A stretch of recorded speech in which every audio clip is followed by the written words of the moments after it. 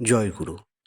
ছোটবেলা থেকে আমরা শুনে এসেছি যে আমরা যে সকল ভালো বা খারাপ কাজগুলো করছি সেই সকল কাজগুলো যমালয়ে বসে চিত্রগুপ্ত নামক যমের এক কর্মচারী একটা মোটা খাতার মধ্যে সব লিখে রাখছেন, এবং আমরা যখন মারা যাব তখন তিনি সেই খাতাটা খুলবেন এবং দেখবেন, এবং তারপর আমাদের সেই কর্ম অনুযায়ী হয় আমরা স্বর্গে যাব অথবা আমরা নরকে যাব।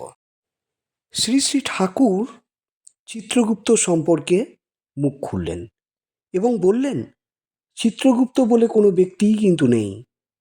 আসলে আমরা সারা জীবন ধরে যে সকল কাজ ও চিন্তা করি সেই সমস্ত চিত্রগুলো একটা একটা করে অদৃশ্য বা গুপ্ত হয়ে যায়। তারপর মৃত্যুর সময় সেই সকল চিত্রগুলো আবার আমাদের সামনে উপস্থিত হয়। যারা মন্দ কাজ করে তারা বিকট বীভৎস ছবি দেখে ভীত হয়, আর যারা ভালো কাজ করে বা সাধনায় যারা লিপ্ত থাকে তারা জ্যোতি দর্শন করে, এবং সদ্গুরু স্বয়ং সেই জ্যোতির মধ্যে এসে আমাদের ঠিক পথে নিয়ে চলে যান। এই বিষয়টা আমি আমার নিজের মতো করে একটু ব্যাখ্যা করে বলছি। আসলে একটা মোবাইলে একটা চিপ ভরা থাকে, তা সেই চিপের তো একটা নির্দিষ্ট ধারণ ক্ষমতা আছে। সেখানে আমরা ইচ্ছে মতো যা খুশি ডাউনলোড করতে পারি না। যখন সেটা এক্সেস হয়ে যায় তখন সেটা আপনা আপনি ডিলিট হয়ে যায়, অথবা আমাদেরকে ডিলিট করে দিতে হয়। ঠিক অনেকটা ব্যাপারটা সেরকম।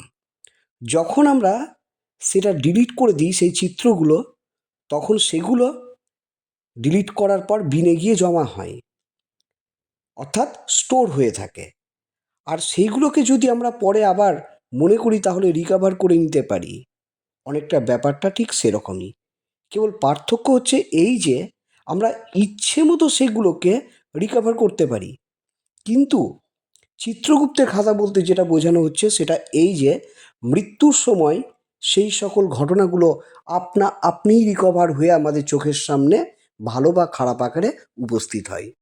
আর সেই জন্যই অনেক মানুষকে মৃত্যুর সময় বলতে শোনা যায়, আমি আমার বাবাকে, আমি আমার মাকে দেখতে পাচ্ছি, অর্থাৎ মৃত বাবা এবং মৃত মা এবং আত্মীয় স্বজনদের দেখতে পাচ্ছি, তারা সবাই দরজার কাছে দাঁড়িয়ে আছে। কখনো কখনো কেউ পিঁপড়ে দেখে, কখনো কখনো অজস্র পিঁপড়ে দেখে ঘাবড়ে যায়, এত পিঁপড়ে কেন বিছানায় বা এখানে। এগুলো কিন্তু সবই বিভৎস রূপ।